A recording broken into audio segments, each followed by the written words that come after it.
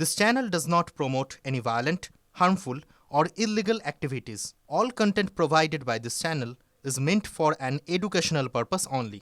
খসড়া তালিকা প্রকাশের এসআইআর এর কাজের সঙ্গে যুক্ত থাকতে হবে বিএলওদের। শুনানিতে কাদের টাকা হবে নোটিশ দিয়ে জানাবেন বিএলওরা।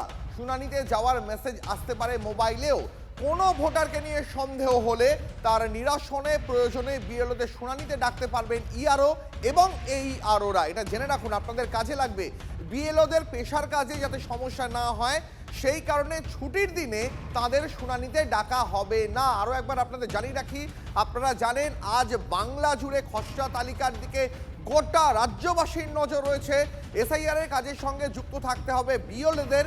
কাদের শুনানিতে ডাকা হবে সেটা নোটিশ দিয়ে জানাবেন বিএলওরা। শুনানিতে যে আপনাকে যেতে হতে পারে তার মেসেজ আপনার মোবাইল ফোনেও আসতে পারে। কোনো ভোটারকে নিয়ে যদি সন্দেহ হয় কমিশনের, সেই সন্দেহের অবসান ঘটাতে যদি প্রয়োজন পড়ে তাহলে বিএলওদেরও শুনানিতে ডাকা হতে পারে। ডাকবেন ইআরও এবং এইআরওরা।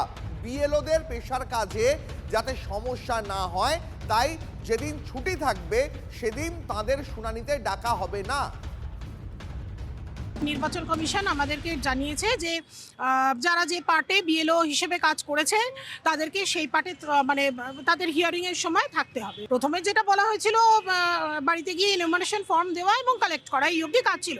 তারপরে তো ডিজিটাইজেশন শুরু হলো এবং তারপরে বিএলও অ্যাপের মানে যে ত্রুটি ছিল সেই ত্রুটিপূর্ণ বিএলও অ্যাপ নিয়ে কাজ করতে গিয়ে আমরা নাজেহাল।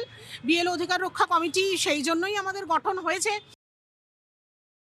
হিয়ারিং এর পর্বে আপনাদের কোন রকম ভাবে পার্টিসিপেট করতে হবে কিনা বা আপনাদের কি ভূমিকা হবে সেই বিষয়ে ইলেকশন কমিশনের তরফ থেকে কি কোনো ইঙ্গিত বা আভাস কিছু পেয়েছেন?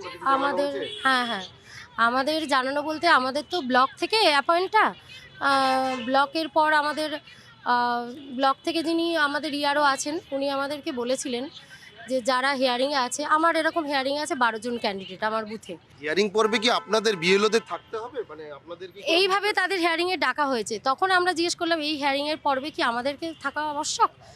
মোটামুটি জানিয়েছে হ্যাঁ আমাদের থাকতে হবে। যেটা আমাদের উপরে অর্ডার আসবে সেটা তো আমরা না মানলে তো আমাদেরই শোকজ করবে না, মানতেও হচ্ছে কিছু কিছু ক্ষেত্রে। দেখুন, খসড়া তালিকা প্রকাশ হয়ে যাওয়ার সঙ্গে সঙ্গেই কিন্তু আমরা দেখছি যে বিএলওরা তারাও তৎপর হয়ে উঠেছেন।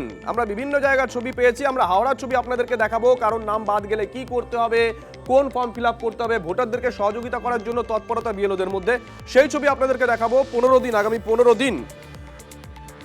আগামী 15 দিন তাদের এই তৎপরতা থাকবে এখনো পর্যন্ত, মানে এই প্রাথমিক কাজগুলোর জন্য। তারপর তো নির্বাচন প্রক্রিয়া যখন চলতে থাকবে তখন তো সেই বিষয়গুলো এগোতে থাকবে সময়ের সঙ্গে সঙ্গে। 15 জানুয়ারি পর্যন্ত শুনানি চলবে।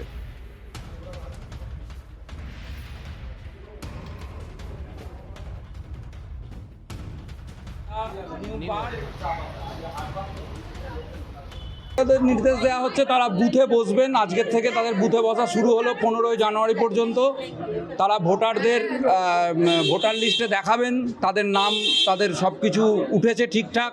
যদি কোনো নামের ভুল টুল থাকে, স্পেলিং মিস্টেক থাকে, তারা ঠিকঠাক করে ফর্ম 8 ফিল আপ করবেন।